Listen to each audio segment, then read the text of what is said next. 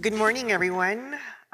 It's a pleasure to be here. And the first thing I want to do is ask you to get closer. This is a really big room, and it would be great to make it a little bit more intimate. So please don't be shy. And if you can, please get a little bit closer so that I can see your face.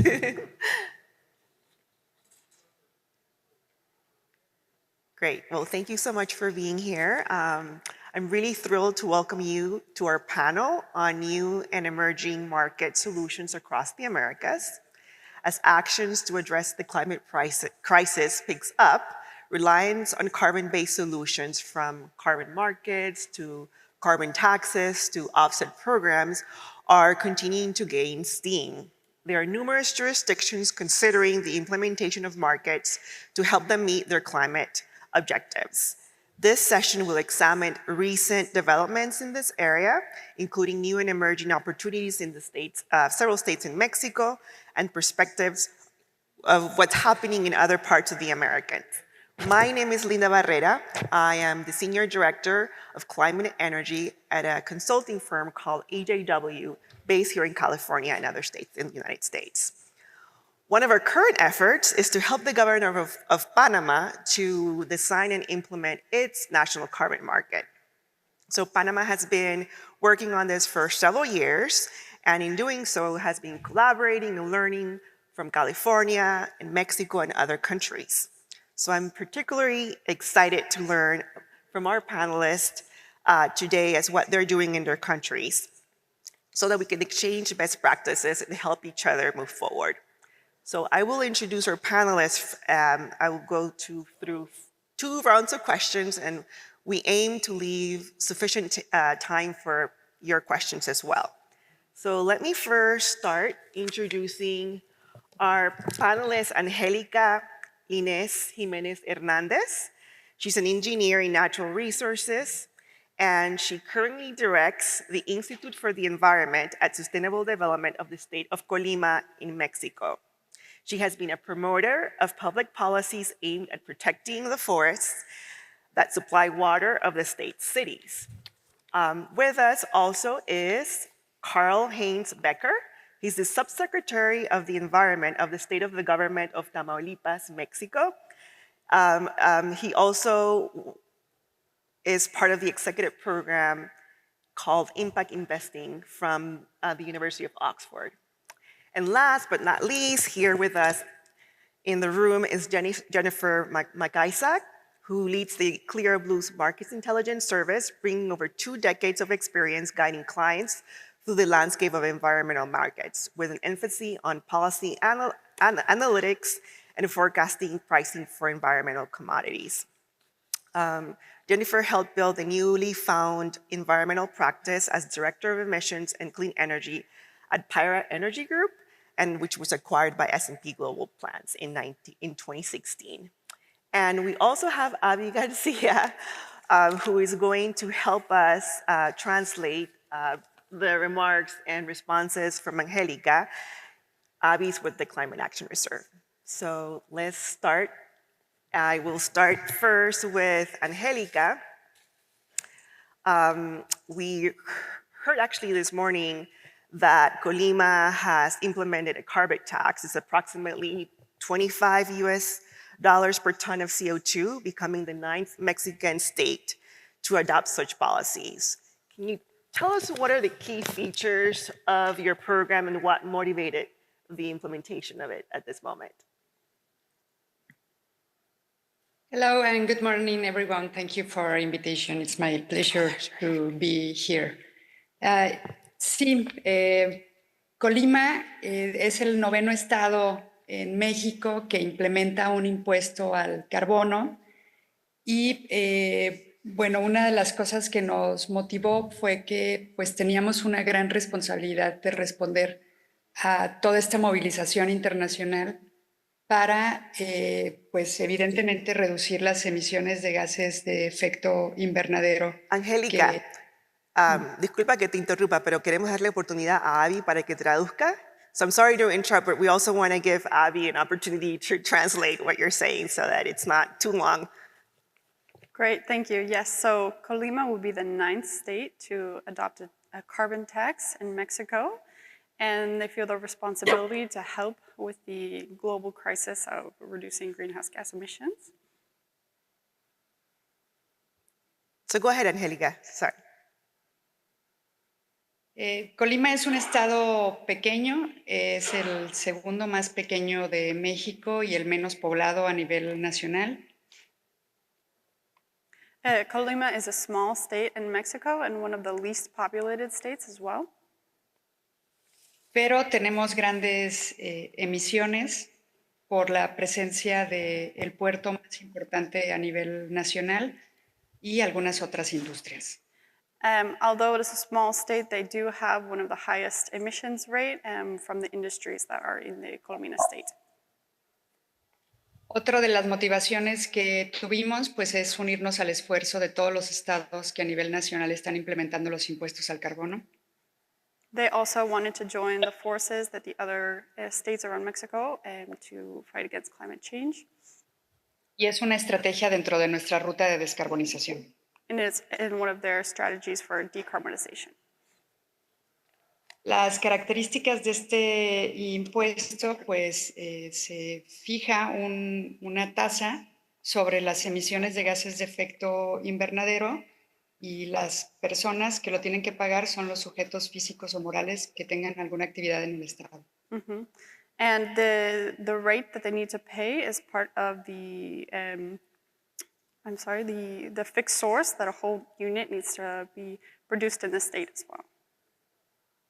Son sobre las fuentes fijas y directas. Mm-hmm. And so the state has fixed sources as well as the emissions. Nuestra tasa impositiva es de 5 unidades de medida y actualización. And the reduction is for... ¿Podrías repetir el último, perdón? 5 unidades de medidas y actualización. 5 units, yes, as well, produced. Aproximadamente $28 por tonelada de CO2 equivalente. Approximately $28 for each unit of CO2. Y las emisiones se determinan a través de los instrumentos que como Estado tenemos, las COAs, o por el registro de emisiones que tiene la Semarnat. And the state is also being... perdón, Determinamos las emisiones a través de los instrumentos estatales, como las COAs, las cédulas de... Yes, and the COAs are the state reduced fixed as well. Y por el registro de emisiones que tiene la Semarnat a nivel nacional. And the Semarnat registries as well. Es un pago anual y el destino es al Fondo Ambiental, que es un fideicomiso que contamos como gobierno del Estado. And it's an annual payment as well as the international environment. También es importante mencionar que este impuesto cuenta con mecanismos de flexibilidad por reducción o compensación. And it's also important to mention the flexibility mechanisms that are involved in the carbon tax. Y estamos trabajando en un sello de bajas emisiones. And they're also working in a low carbon seal, or carbon emission carbon seal. Gracias. Thank you. Thank you, Angelica. Gracias, Angelica. Now I'm going to talk to you, Karl. Thank you for being here. I want to kind of switch angles and ask you something different. I know that Tamaulipas is in the process of implementing carbon tax as well. And, but I would like to know, if you can share with the public, is what sectors would be impacted, and what have been like the public and businesses' reaction to the tax, and what strategies has the state of Tamaulipas pursued and implemented in the process of developing this program? Hi, good morning, everyone. It's a real pleasure to being invited to this very important program. And well, in the state of Tamaulipas, the tax already took effect in January 2024. The tax, I'm going to build a little bit more on it to tell you everything that we did and try to answer the questions right. But well, in Tamaulipas, it took effect on January 2024. The price that we have here, it's the initial price, it's $48 per ton. But Tamaulipas, as you know, maybe you guys know, Mexico has international commitment to reduce the 35% of total emissions. So we align this price to it. So we have an incentive here that leaves the total cost of the ton on $16.95 per ton. So the sectors that are covered are all the sectors, but they are the fixed sources, the direct fixed sources, the one we looked at, that they are over 25,000 tons per year. Why do we do that here in Tamaulipas? Well, Tamaulipas generates 3 times more emissions than the ones that it consumes. We are exporters of energy, so we have maybe it's more than 90% of the total fixed direct emissions come from it's a group of 40 companies in here. So that's why we do the 25%, the 25,000 tons annually that are taxed. That's why we implemented that. And the businesses have to respond positively, the ones that have been affected by climate change, because we leave a big margin to the small companies and also the sectors that work on fields and somewhere else. But obviously, the ones that are obligated to pay this tax, we saw some resistance, but day by day, we have seen improvements. We have a case of a sugar mill. It's a really big company here in Tamaulipas, which they process. It's like 15,000 tons every day of sugar cane. And this company had a lot of emissions. And what they started to do is they implemented better technologies on their boilers. So they're going to reduce the emission. They're going to reduce their emissions in a really big way. And as well as the particulated particles that they're emitting, they're going to be reducing about 90% of it. So this is some of the good news that the taxes brings to this kind of pressure that the companies start to developing better technologies to be more efficient and have less emissions. I'm not sure if there was another question there. I wanted to also, if you could share what strategies that the state of Tamaulipas implemented to get like buy-in. Sure. Yes. Okay, of course. We have implemented roundtables and training sessions periodically with stakeholders. And in this way, we can inform them and train them to so they can know the incentives that we have in Tamaulipas. For example, here in Tamaulipas, we have 90% discount on the natural. If you have a natural gas, if you're using natural gas for emissions for fuel. So and this discount or incentive will be reducing 5 points every 2 years.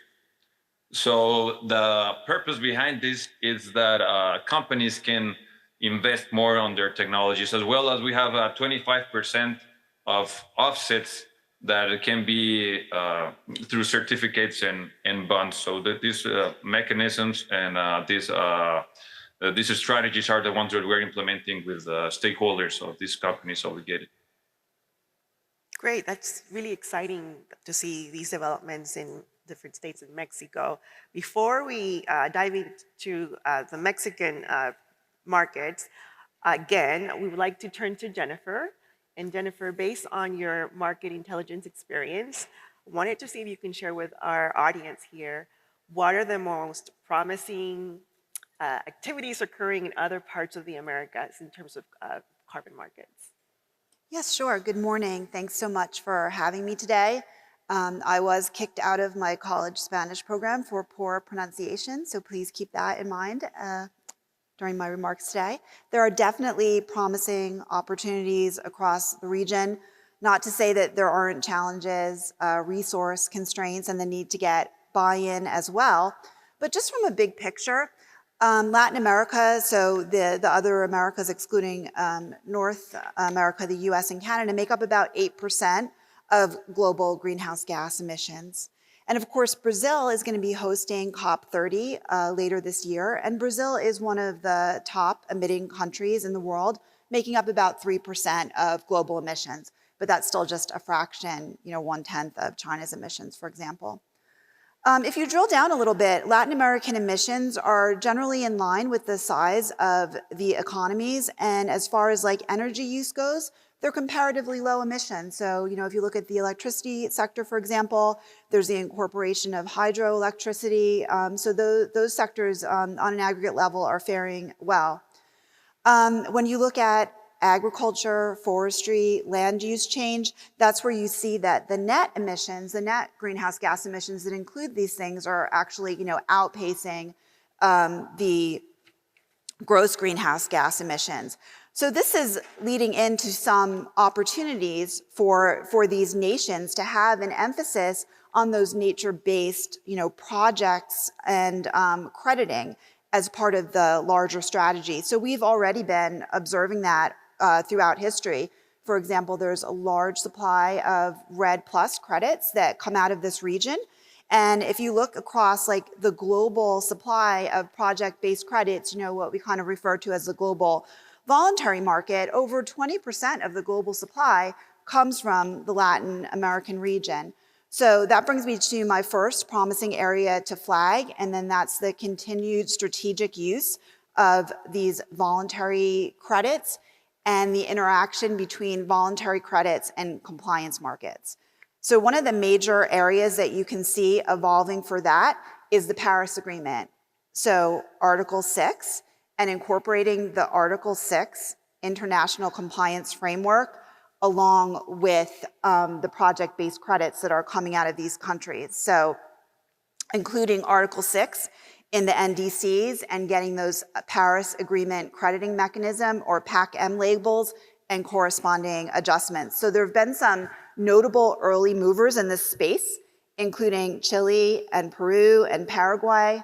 And some of the deals that have already occurred have been with buyers such as Switzerland, Japan, and Singapore.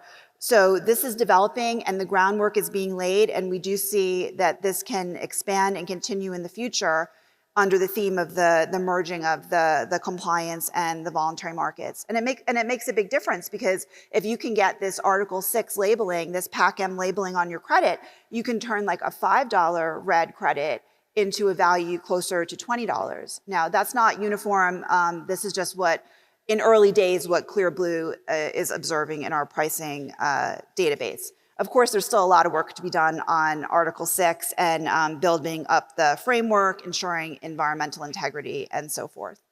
The second thing that I want to flag in terms of promising areas is the expansion of the compliance carbon pricing across the region at the national level. So there's a half dozen countries in the Latin American region that already employ carbon pricing.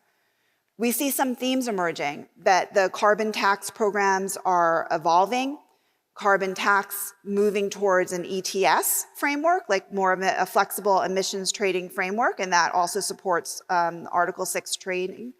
And then also, of course, the very important role of these project-based credits. So looking at Mexico nationally, Mexico was a leader with the first carbon tax in 2014, and Mexico kind of has that trifecta. So carbon tax, the pilot ETS program, and hopefully the desire to move that pilot program into a full-blown program, subject to resource constraints, but with maybe some hope from the new government there. And then, of course, all of these subnational carbon taxes that are operating. Colombia is also a leader since 2019 with a carbon tax. In 2025 February, that carbon tax moved up to about $7 US. And there's the element of the incorporation of project-based credits and then desire to move toward an ETS. Chile also has a carbon price, about $5 US. Argentina has a price established in 2019 for fossil fuels of around $10 US. Uruguay actually has the highest carbon tax in the world, about $170 US, but that only applies to a sliver of the country's emissions. And then very important to flag, toward the end of last year, big news coming out of Brazil that the legislation is now in place to form a national ETS. So the focus is going to turn to the implementation of that ETS, and then of course incorporating the project-based credits.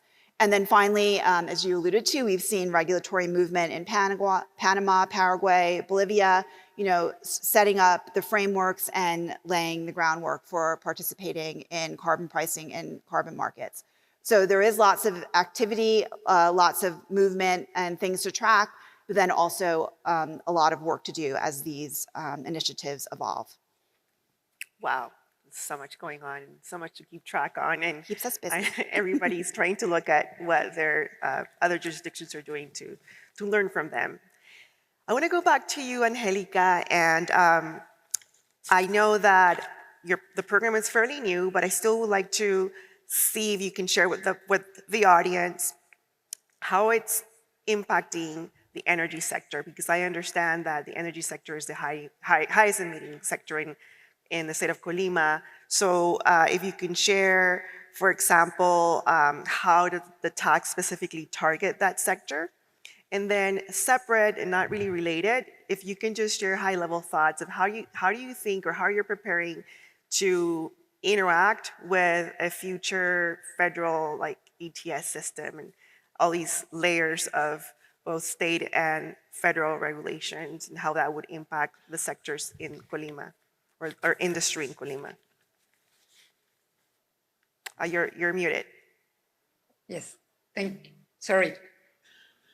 Sí, el mayor emisor en el estado de Colima es la empresa que produce energía, que es la Comisión Federal de Electricidad. Yes, the greatest emitter of carbon in the state is the Federal Electricity Commission. La termoeléctrica Manuel Álvarez emite cerca de 7 millones de toneladas de CO2 equivalente al año. The General Manuel Alvaro Moreno Thermoelectric Power Plant emits over 7 million tons of CO2 every year. Y es uno de los sectores que están incluidos en el impuesto. And it's one of the sectors that's included in the state tax. Nosotros estamos apostando a tener un diálogo con el gobierno federal. We are thinking of speaking with the federal government para generar las acciones necesarias para la reducción del uso de combustibles que utilizan para la generación de energía. With a reduction of combustible fuels that are part of the emissions in the state. Ha habido algunos avances sobre los ciclos combinados de la empresa, sin embargo el camino es largo. It's a long journey, but we already have had some collaboration with many of the actors involved. En ese sentido, nuestro sello bajo en emisiones. In this sense, our low emission seal. Estamos en evaluaciones para que incluya los temas de energía alternativa como una de las formas de reducir, pero también compensar las emisiones que se generan en una industria. With the possibility of either using a cleaner energy source or cogeneration. Y por supuesto el Fondo Ambiental, uno de sus fines es financiar energías alternativas dentro del estado de Colima.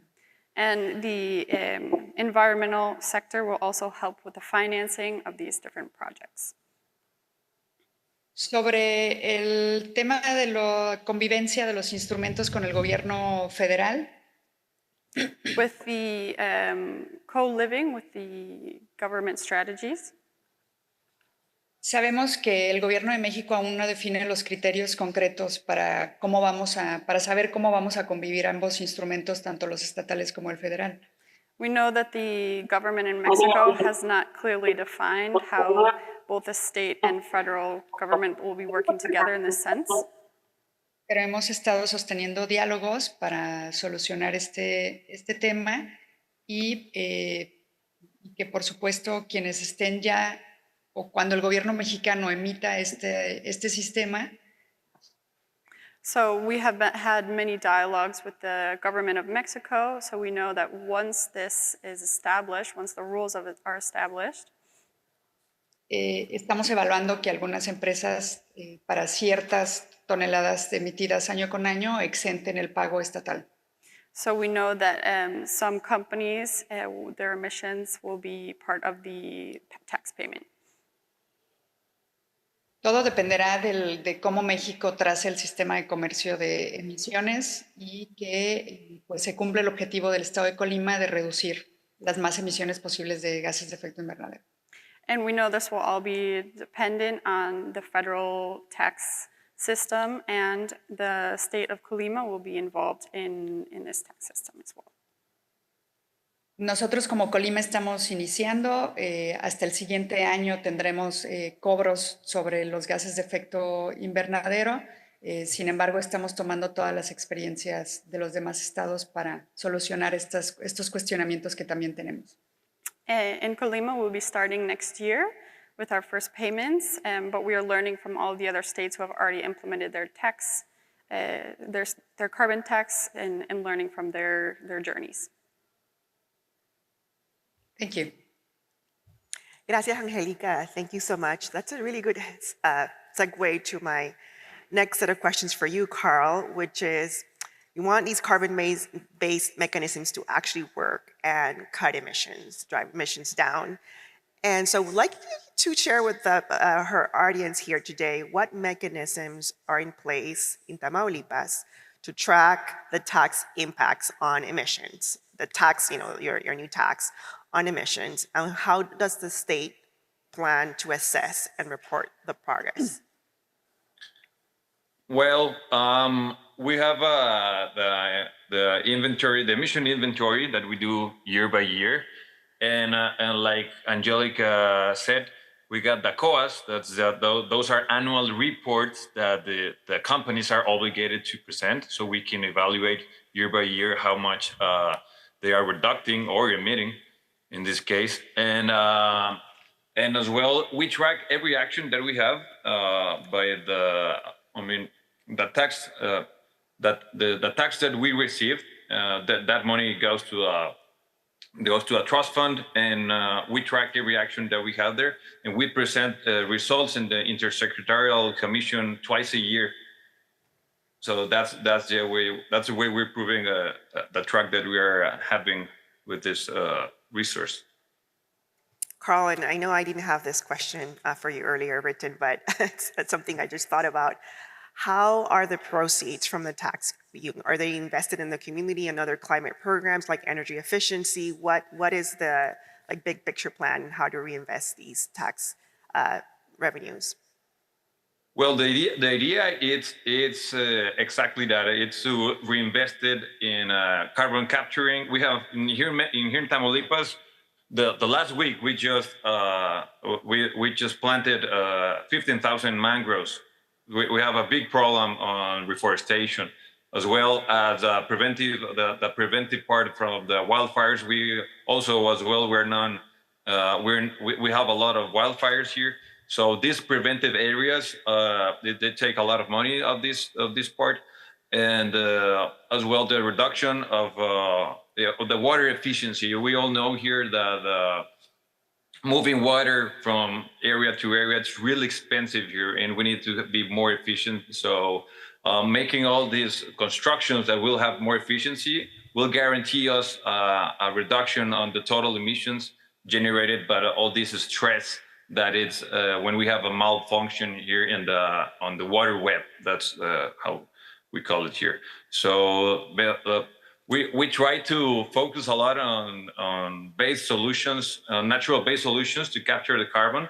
So those are the main areas, of course. Thank you, Karl. I like to now go back to you, Jennifer. And as you know, we haven't mentioned it in this conversation yet, but I think this is the moment to talk about that there are significant shifts here in the United States and possibly in Canada at a federal level. And so that might be triggering smaller jurisdictions, cities, states to move forward with their own plans. And so I wanted you to share with us what do you think are the developments in the smaller state, local government, maybe states within countries action in terms of carbon-based solutions? Absolutely. So there's a great deal of uncertainty in 2025. You heard the word unprecedented being thrown around a lot in this conference, and I don't think that that's an exaggeration. So the interaction between the national or the federal initiatives and the subnational initiatives are in the spotlight, and they're more important than ever. And also, of course, the lessons, these subnational programs can also be the proving ground for concepts that get picked up either in national schemes, within the same country or, shared through cooperation around the world. So just to do a short recap of what we're seeing in the US. So of course we have the second Trump administration, and then we do have this focus on affordability. Affordability is really top of mind, and that's what people are discussing in these subnational programs, no matter what stage they're in. And of course, that's not unique to the US or Canada. It's important around the world. As you probably already heard, President Trump, like a day one action was to pull out of the Paris Agreement. There's a deregulatory agenda where the Trump administration is dismantling federal policy for the environment. The US, under no government, whether it's the Democrats or the Republicans, the US does not have a national carbon price. We don't have a national tax. We don't have a national cap and trade. So what you're seeing under the Trump administration is like pulling back support and funding for really important programs, like even permitting for renewable energy initiatives that are so important to meet state goals and even previous federal goals, support for EVs, infrastructure, and getting more electric vehicles on the road.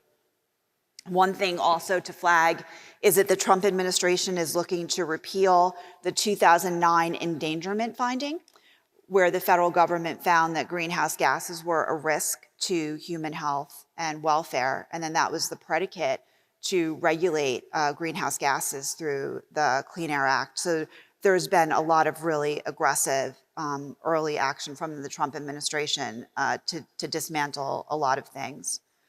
Keep in mind, though, that the Trump administration cannot cancel the state programs outright, like the operational carbon market in California that's linked to Quebec, the program in Washington, the Cap and Invest, the RGGI power sector linked states trading program on the East Coast.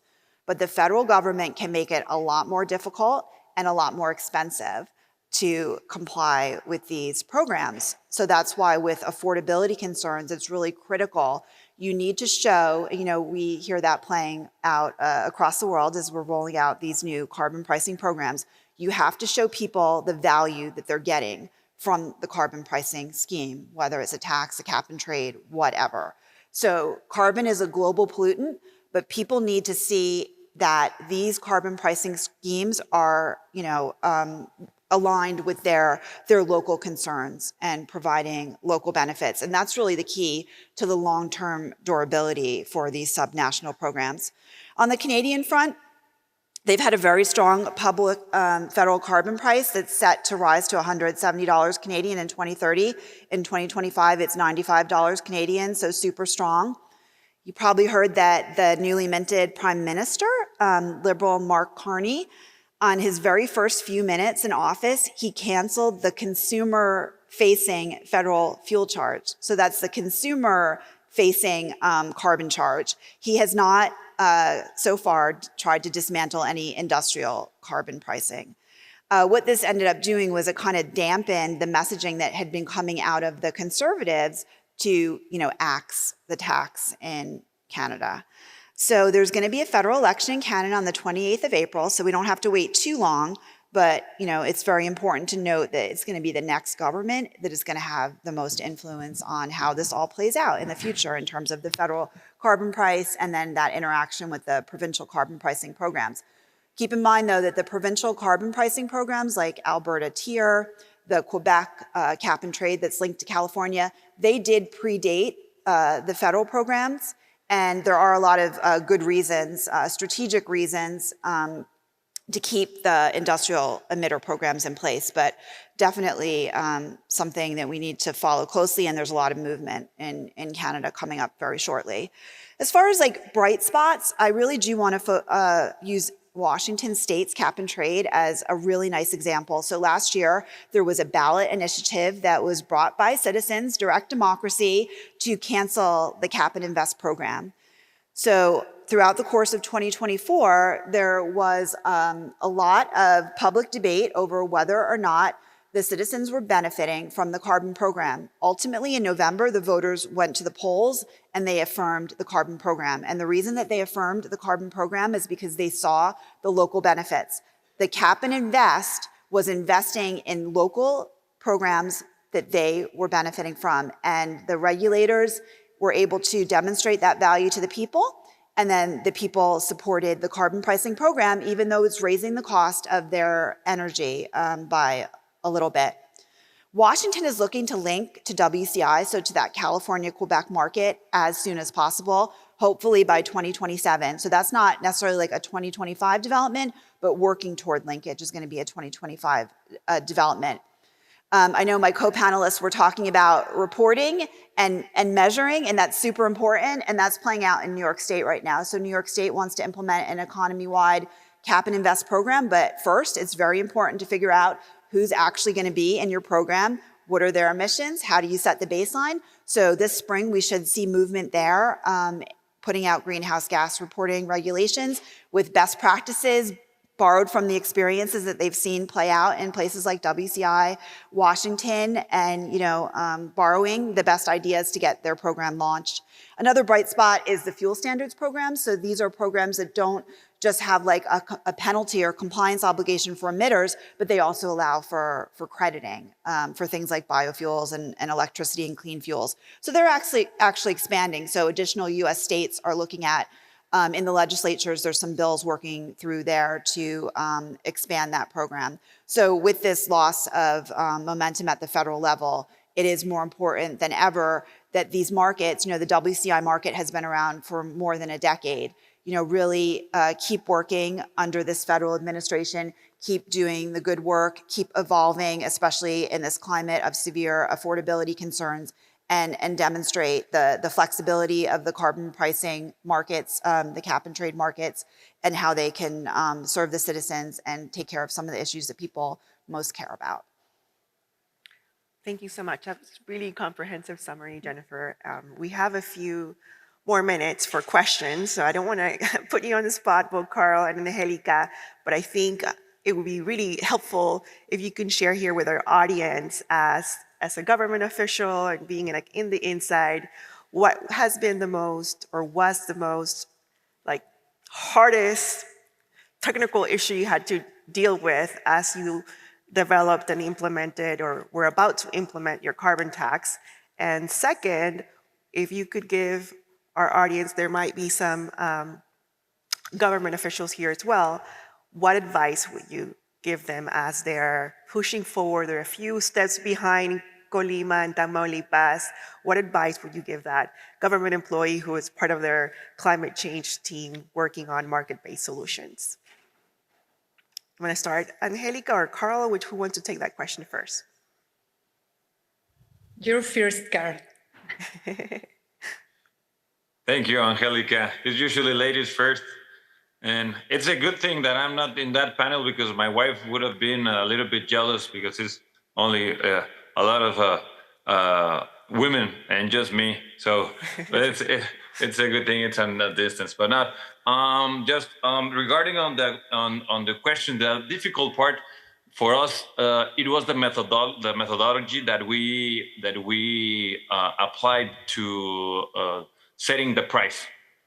So a lot of states or countries, we see that they have this price set by the social costs, right? And here in Tamaulipas, we did a methodology of how much does it cost to the state to mitigate or to capture it, because we are taxing every ton that it's emitted. So how much does it cost us to it? So finding a methodology to prove to make it what we feel it's right to tax it, that was a little bit hard because we were doing kind of a different thing that most of the other states in here were doing. So that was sort of a hard thing to do. But and also, well, this is as you know, in the whole world, it's not. It's kind of new. So the regulation part, we had a lot of doubts. There was a lot of doubts from the companies, and they were a little bit upset because of it, because we were migrating to these new regulations on the environment. So this part, the breaking through these paradigms, it was a little bit hard, but I mean, totally worth it, because right now it's a big part of our agenda. And we really need to hurry up in this area. And the other thing is that as well, we saw some of the other states that they were not sure if they wanted to apply it, because the EST they were proposing, and I mean, it's not set yet. It's just a pilot right now that they're having in Mexico. But the thing is that that's a right, and what we're doing here, it's a tax, so it's different, right? And they're proposing just to give the 10% of the total emissions, the federal government on the EST. They're proposing just to set this right for the 10% of the total emissions. So what we were saying and what we were discussing with the federal government, it's like, okay, here in Tamaulipas, you can offset those total 10%, but if the emissions are coming from the state, we have the right, we have the faculty and the right to establish these taxes, right? So, and the thing is that it have to be applied to the 100% of the emissions. You cannot just do it for the 10%. So. It's been sort of a grind with the national government as well, and we were trying to incentive the other states to implement it because they can. So not being afraid, doing a lot of roundtables. I mean, I know Angelica from a few other meetings that we had, and I applaud them to the state of Colima that they joined us on this state governments that we are applying these kind of mechanisms. So those were the kind of the rough things or areas that we fought. Thank you, Karl. Angelica, do you have any parting thoughts in terms of what was difficult, or what was the most difficult part of your implementing your program, and what advice would you give to other, some national government officials working on implementing their programs? Many things come to my head with that questions, but retomo lo que dijo Karl sobre el tema de pensar muy bien la forma en que se fija el precio al carbono, tener los mejores cálculos, más allá de lo que la CEPAL dijo con el costo social de cambio climático.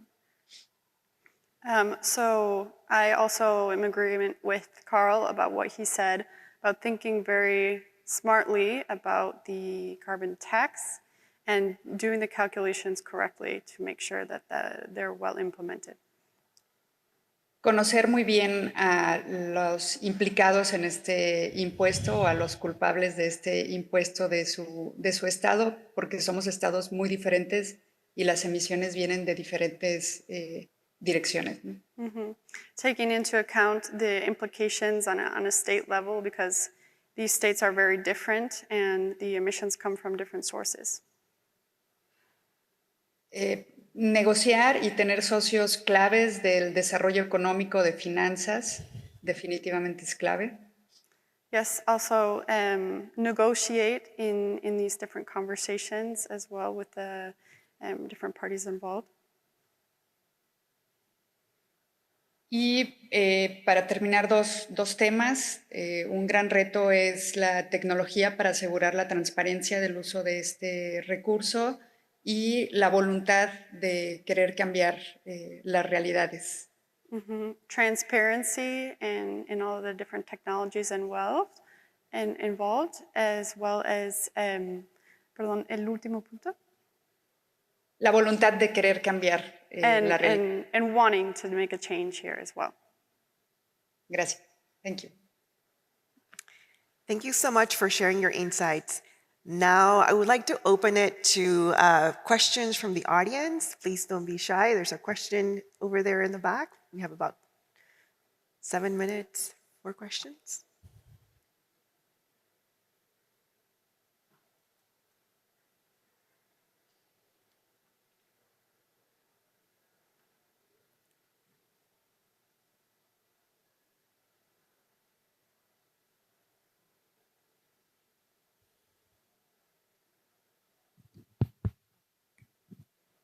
Thank you so much. My name is Alison Gakad from Carbon Pulse. This is a question for Angelica and Karl. Regarding the state taxes in Colima, Tamaulipas, could you provide a timeline as to the operationalization, sorry, big word, of the state carbon tax in the next year?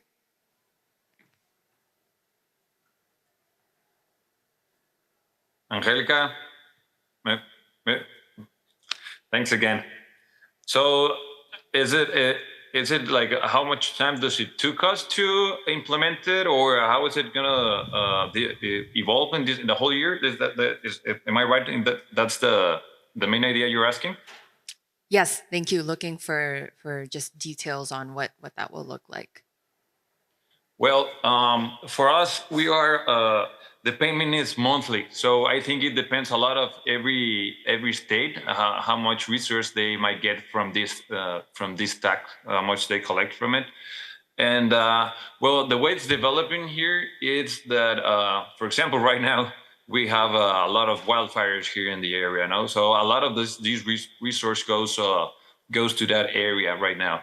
But at the same time, we have some of the tax that hasn't been collected because some companies made I don't know the word is it amparo. It's I don't know if it's the right how do you say it in English? I don't know if you guys are familiar with this term, but it's a legal way to the companies hold to the payment for a while, and yeah, like an injunction.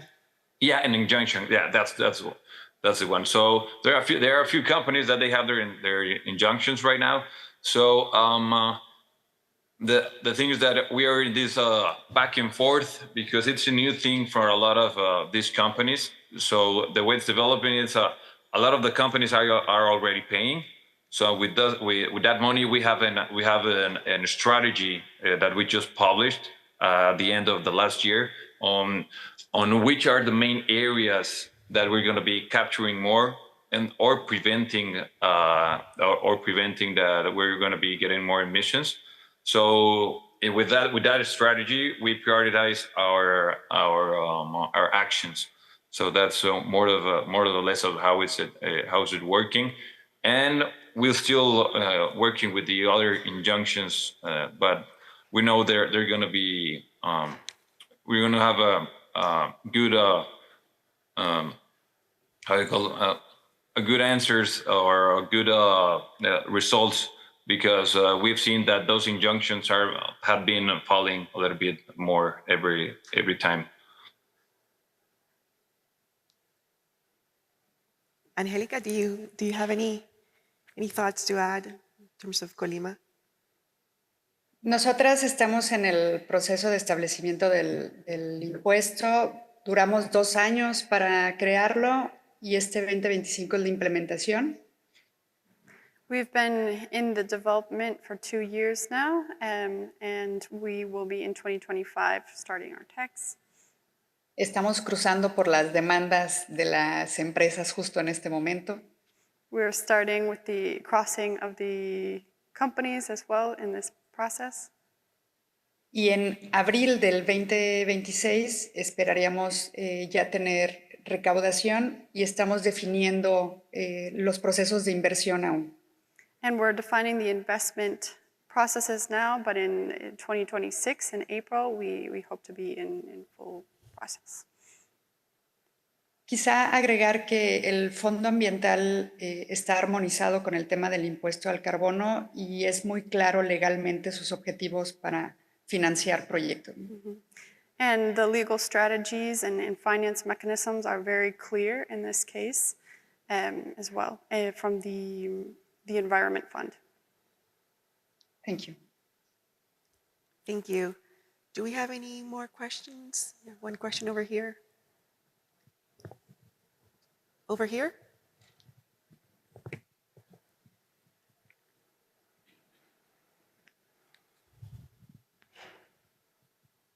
Hi, my name is Evelyn Minio, and I'm with CANUP. I had a question for you, Karl, actually. Specifically, you mentioned one of the most difficult parts of implementing the carbon tax was the methodology and calculating the price. And you said that was because y'all developed a new methodology to calculate the mitigation cost as opposed to the traditional pathway of maybe calculating the social cost. And I'm curious why you chose to develop that new methodology and maybe the pieces that went into that, if you have an idea about that. Yes, thank you. Yeah, we did that because we were analyzing the injunctions. We were analyzing the injunctions and in which way we can give more strength to our price, so than being right. So if I'm taxing for each ton, I'm not taxing the other causes that might have been caused by climate change. I'm taxing for each ton. So how much is going to cost me to capture it or to mitigate it? So we did this methodology where we calculated how much we capture by our reforestations that we have or different technologies that we applied. So in that way, we saw it was a little bit more strong. So those injunctions won't be intervening in what we were saying or what we were applying our tax. So it was to give it a little bit more of a strength to the tax. Thank you, Karl. Any other questions from our audience? Over here?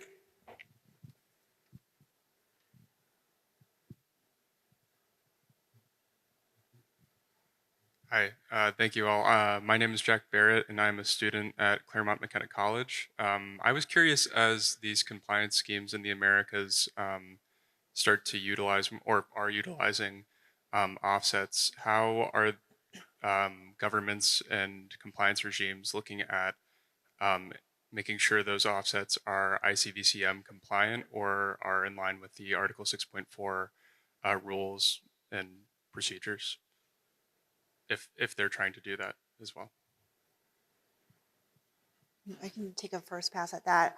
I think integrity is extremely important whenever you're incorporating project-based credits. So, for example, what you see in some of the compliance markets in North America, like WCI, for example, the regulator has a very strong point of view about what subset of the protocols that are available, like across the whole global registries, will actually apply for the particular program.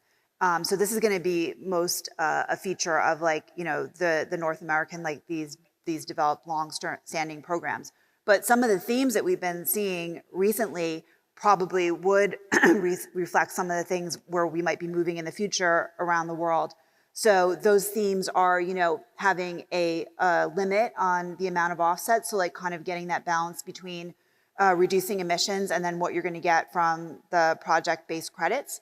And then also tying the benefits of the project-based credits again to the local communities. So are you getting some direct environmental co-benefits? So we see that playing out in WCI, for example, strongly. Now, when you look at like the larger energy transition, you're talking about like some of these Article 6 mechanisms, they're the integrity is going to be critical. And that's what there's a number of, different governments and then other environmental organizations like working together to set the standards for that. So, we did have some early actors that I mentioned before, but this is something really to watch as it plays out in the future, because there's lots of different labeling of credits. But, ultimately, like with that convergence of the voluntary and the compliance, like you're seeing Corsia is taking a subset and labeling them, this is what you can use in my program. And then it's going to be up to governments to do the same. Well, thank you so much. I think we've reached the end of our panel. I want to thank you, Jennifer and Angelica and Karl. I think big takeaway is that action is at the subnational level. We shall proceed and advance. And folks like you, Angelica and Karl, are paving the way, and your openness and ability to share your experiences and your technical how to other subnationals across the Americas, especially in South and Central America and the Caribbean, is critical to share what you've accomplished so that these other subnational market-based programs are transparent, are verifiable, and are effective. So this is where we're heading, just creating that know-how in the subnational levels in case there are issues at the federal level that are not going our way. So thank you so much, and I hope that you have a great rest of the conference.